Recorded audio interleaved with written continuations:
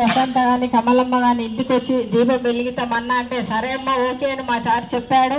మళ్ళీ వాళ్ళు ఇంతమందిని తయారు చేసి రోజు భోజనాలు పెట్టి చెప్పిన వాళ్ళకి ఒకసారి గట్టి క్లాస్ పెట్టండి. ఇంతమందిని తయారు చేసిన వాళ్ళని ఎవరాడా ఇంతమందిని రోజు పిలిచి భోజనాలు నేనైతే నా గురువారి ఇంటికి వచ్చి చెప్పిండు ఒక 10 నిమిషాల తలనొప్పి తగ్గించుకున్నా.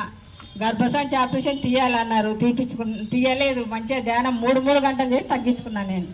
ఈ మేడం చెప్పినట్టు 3 గంటలు 3 గంటలకు కూర్చుంటాను నేను. ఇప్పటికైనా 4 ఏళ్ళ సార్ నా ఇంటికి 4 మార్లు వచ్చిపోయి చెప్పినట్టు 3 గంటలకు లేచి కూర్చొని 5 గంటల వరకు కూర్చుంటాను నేను. 5 గంటల ఉంటూ ముగ్గు వేస్తా. మా సార్ స్నానం చేసి దీపం పెడతాడు. 5 గంటల వరకు మా ఇంట్లో మా ఆరోగ్యాలలో శాఖలు నా పిల్లలు కానీ నేనే ఇంట్లో గెలిచి బయట గెలిచాలంటాడు. కాబట్టి సార్ ఇంట్లో గెలిచి బయట గెలిచి ఇప్పుడు 5,000 మందిని నా పిరమిడ్ కాడ రోజు 20 మంది కన్నా భోజనాలు పెడుతున్నాను నేను. ఆడ జరుగుతున్నాయి, ఈడ జరుగుతున్నాయి. వారు సరస్వతిలో బాగా పెడుతున్నారు. వాళ్ళు కూడా ఆ మేడాల్లో చిట్ట చేయటం మాట వాళ్ళు డాక్టర్ రామకృష్ణ కానీ మౌన ధ్యానాలు పెట్టుకుంటా ఎక్కడున్నాడో కానీ బాగా చెప్తున్నాడు. అప్పుడు ఈడ కూడా చెప్పిండు, అన్నీ చెప్పిండు. వాళ్ళు చేయండి అంటేనే మేము వచ్చి చేసినాము. వాళ్ళకి నా శిరస్సు వచ్చి నమస్కారం చేసుకుంటూ అందరికి వచ్చిన ఆత్మబంధువులకల్లా ఇలాగ ఉంటుంది చూడు ధ్యానంలో. నేనైతే ఆరోగ్యం బాగొట్టుకున్నా. అందరూ ధ్యానం చేసి నిరూపించుకోండి. నీ కడుపు నొప్పి లేస్తే మీకు తగ్గుతుంది, నాకు లేస్తే నాకు తగ్గుతుంది.